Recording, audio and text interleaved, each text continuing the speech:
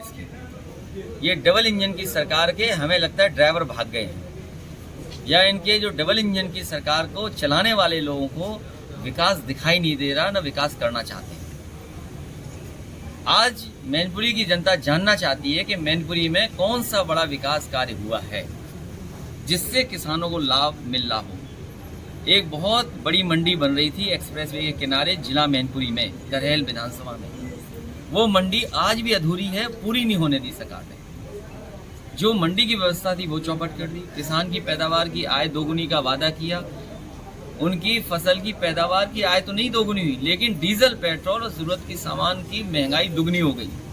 नौकरी रोजगार है नहीं, पुलिस भर्ती कर नहीं पा रहे, फौज में भर्ती कर नहीं पा रहे। मुझे याद है फौज के एक वरिष्ठ अधिकारी हमारे साथ हेलीकॉप्टर से यहाँ आए थे, और यही भारतीय जनता पार्टी और दिल्ली के लोगों ने उनके साथ अन्याय किया। नहीं तो आज यहाँ पर लगातार पुलिस की भर्ती हो रही थी। ये मच्छर देखो खा जा रहा है, इसलिए डेंगू ना हो जाए। हाँ, तो ये लगातार फौज की भी भर्ती होती। कहाँ हो रही फौज की भर्ती बताइए? सबसे ज्यादा जवान ही आसपास के लोग हैं। तो ये जो बीजेपी के लोग और बीजेपी के अलायंस लोग, बीजेपी पॉलिटिकल आउटफिट है आरएसएस की। जैसे प्रकोष्ठ होता है, आरएसएस का प्रकोष्ठ है बीजेपी, इसलिए उस पर ध्यान नहीं देना है। असली मुद्दे हैं विकास के, असली मुद्दे हैं बेरोजगारी के, असली मुद्दे हैं रोजगार के। आप बताइए, राष्ट्रीय संपत्ति बेची जा रही है। जो राष्ट्र को कहते हैं कि राष्ट्र सर्वोपरि है, हमारा राष्ट्र सबसे ऊपर है। जो लोग ये दावा करते थे झूठा, आज तो उनकी पोल खुल गई।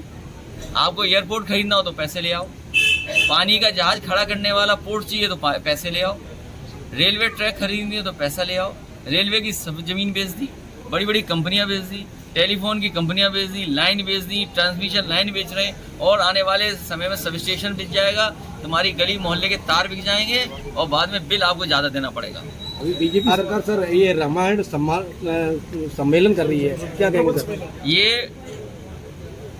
ये सब झूठे सम्मेलन हैं, असली मुद्दों के सम्मेलन नहीं करेंगे। ये बताएं कि इनके संकल्प पत्र का कौन सा काम पूरा हो गया। जब इनका भारतीय जनता पार्टी का संकल्प पत्र उठाएंगे तो पहले पन्ने पे लिखा है कि किसानों की आय दोगुनी करेंगे, और दूसरे पन्ने पे लिखा है कि उत्तर प्रदेश में डेयरी को लेकर के नई योजना बनाएंगे जिससे डेयरी को बढ़ावा दे सके और ग्रामीण और गांव की अर्थव्यवस्था को बेहतर कर सके। ये दोनों पन्ने फाड़ दिए हैं। भारतीय जनता पार्टी ने अपना संकल्प पत्र कूड़ेदान में फेंक दिया, इसलिए चुनाव से पहले अलग अलग मुद्दे उठा रहे हैं। गाय को राष्ट्रीय पशु घोषित करने की बात कही गई है, इस पे आपका क्या कहना है? वो तो कोर्ट ने कहा है तो इसके लिए कुछ नहीं कहेंगे, लेकिन गाय माँ का सम्मान होना चाहिए, और वहीं गंगा मैया को भी साफ होना चाहिए। मान लीजिए यमुना नहीं साफ होंगी तो गंगा कैसे साफ हो जाएंगी भैया? चंबल साफ नहीं होगी तो कैसे साफ होगी?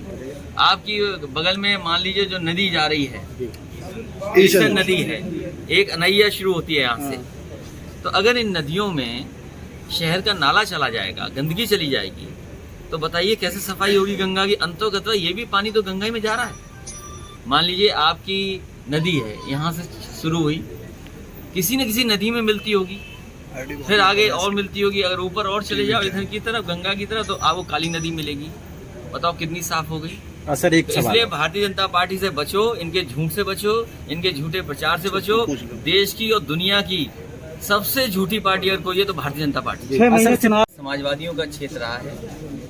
यहाँ की जनता ने नेताजी को और समाजवादी पार्टी का हमेशा समर्थन किया है।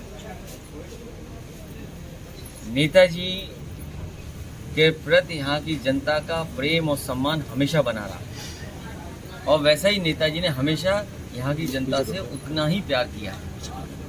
इस क्षेत्र के विकास के लिए समाजवादी पार्टी ने लगातार कोशिश की है। सैनिक स्कूल अगर कहीं बनना था, समाजवादी सरकार में सैनिक स्कूल बना है। यहाँ का अस्पताल मैनपुरी का बेहतर हुआ है। मैनपुरी के विकास में चाहे बिजली को ठीक करने का इंतजाम हो, सब स्टेशन बनाने का इंतजाम हो, तो मैनपुरी का समाजवादी सरकार में हुआ है।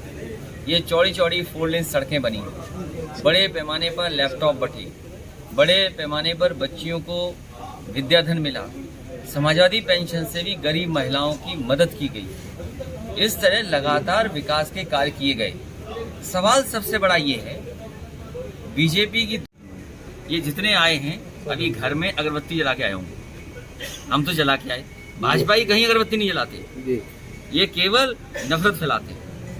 सर आखिरी सवाल, शिवपाल जी अक्सर कहते हैं कि मैं अखिलेश जी से समय मांगता हूं, समय नहीं मिलता है और हम तो उनके साथ आना चाहते हैं, आप इस पर क्या कहेंगे? देखिए, मैं कई बार सफाई दे चुका हूँ, कई बार इस पर बात रख चुका हूँ। उनका छोटा दल है, उनका भी एक दल है, उस दल के लिए समाजवादी पार्टी सीट छोड़ेगी, उनका पूरा सम्मान होगा। बातचीत फोन पे भी हुई है। Thank you. ये पत्रकार भाइयों धन्यवाद, तुम भी सजा हटाओ।